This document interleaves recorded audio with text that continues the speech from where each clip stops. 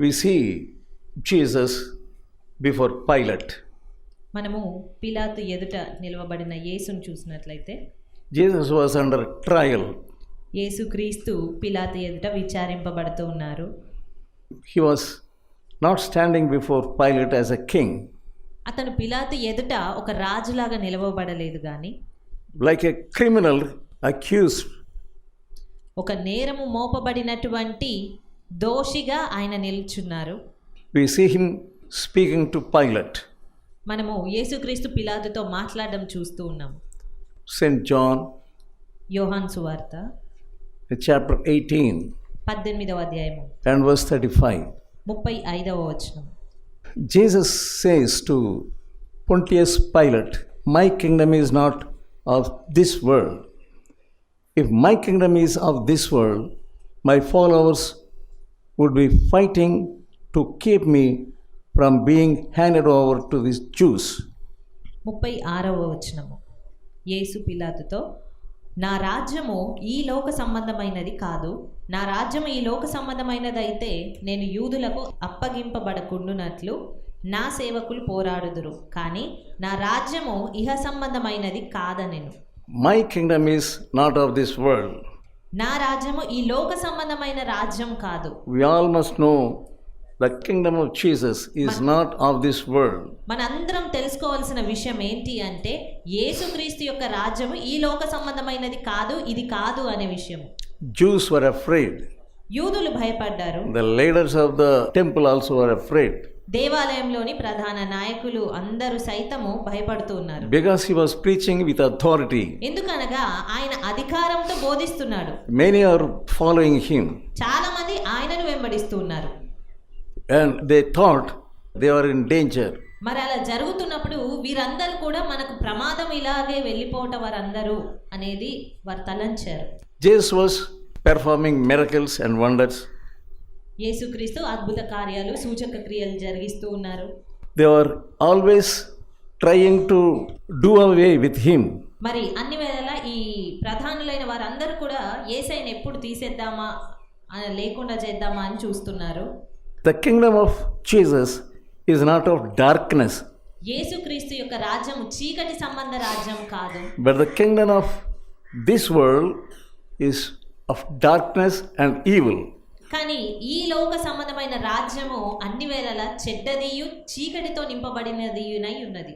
Because Jesus is the Son of God, యేసుక్రీస్తు దేవుని కుమారుడు గనుక the Father has given him authority to execute judgment.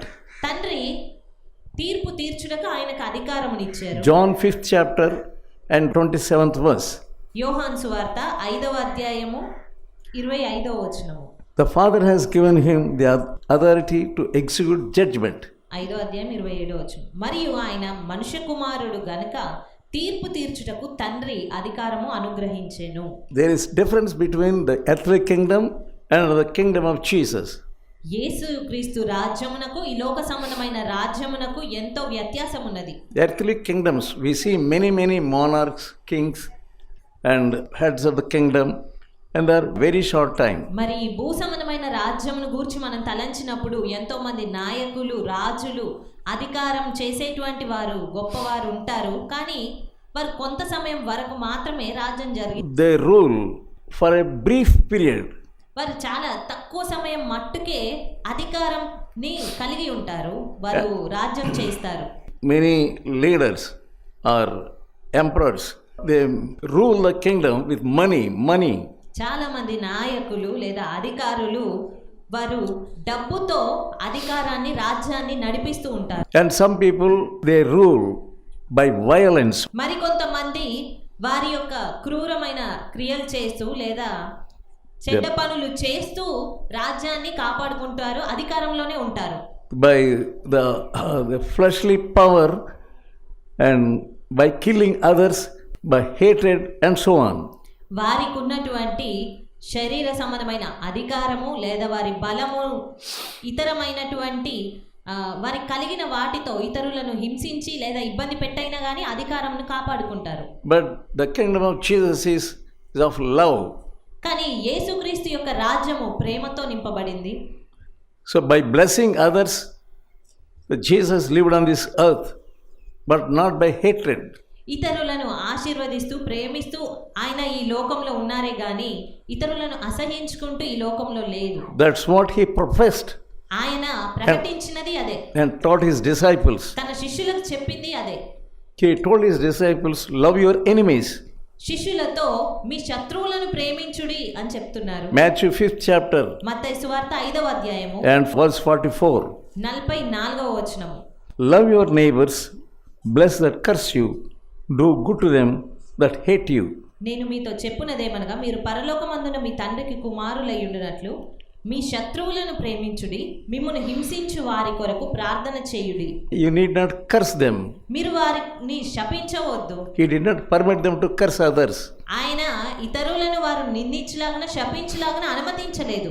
Nowadays we see, in order to grab the kingdom, రాజ్యమును కాపాడుకోవాలి, లాక్కోవాలి. they want power, వారికి అధికారం కావాలి. they want to rule. వారు అధికారం చెలాయించాలి. To get authority, they will go to any extent. కాబట్టి అధికారం కొరకు వారు ఎంతకైనా తెగిస్తారు, ఎంతవరకైనా వెళ్తారు. They can kill each other. వారు ఒకరినొకరు చంపుకుంటారు సైతం. They won't even see that man is a dear one or not, or family member, and so on. దాని కొరకు మరి అవతల వ్యక్తి ఒకవేళ సన్నిహితుడైనా లేదా కుటుంబీకుడైనా మరి ఎవరైనా కూడా వారు చూసుకోరు. 45th verse. 45వ వచనము. That you may be the children of your Father in heaven.